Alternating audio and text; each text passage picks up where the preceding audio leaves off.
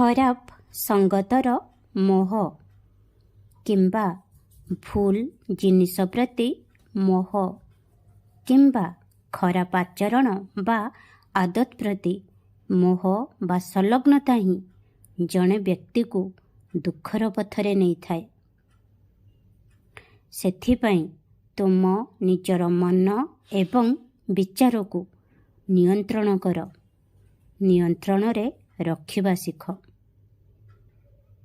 ଯେତେବେଳେ ବି ତୁମକୁ ଲାଗେ କି ତୁମର ମନ ବିଚଳିତ ହେଉଛି, ତୁମର ମନ ଅଶାନ୍ତ ଲାଗୁଛି, ତେବେ ତୁମେ ମୋ ନାମ ନିଅ, ମୋତେ ସ୍ମରଣ କର, ମୋତେ ସାହାଯ୍ୟ ମାଗ। ମୁଁ ନିଶ୍ଚିତ ଭାବରେ ତୁମକୁ ସାହାଯ୍ୟ କରିବି। କିନ୍ତୁ ଅପରପକ୍ଷେ ଯଦି ତୁମେ ଭୁଲ ପଥ ଅନୁସରଣ କର, ଭୁଲ ରାସ୍ତାରେ ଚାଲ କିମ୍ବା ଏହା ଜାଣିଛ ଯେ ଆଗରେ ଅସୁବିଧା ହିଁ ଅଛି, ତେବେ ମୁଁ ମଧ୍ୟ ସେ ବିଷୟରେ କିଛି କରିପାରିବି ନାହିଁ, ଯାହା ପାଇଁ ତୁମକୁ ତୁମ କର୍ମର ଫଳ ବା ପରିଣାମ ଭୋଗିବାକୁ ପଡ଼ିବ।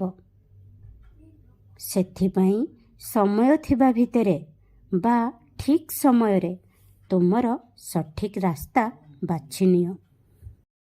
ଯଦି ତୁମେ ବିଧିବିଧାନରେ ପୂଜା କରି ନ ପାରୁଛ, ରୀତିନୀତି ଅନୁଯାୟୀ ପୂଜା କରିବାକୁ ସକ୍ଷମ ନୁହଁ, ତେବେ ଭୟଭୀତ ହୁଅ ନାହିଁ।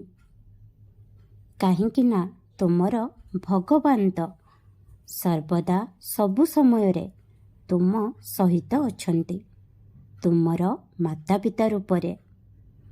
ତୁମ ହୃଦୟରେ ବି ସେ ବାସ ହିଁ କରନ୍ତି।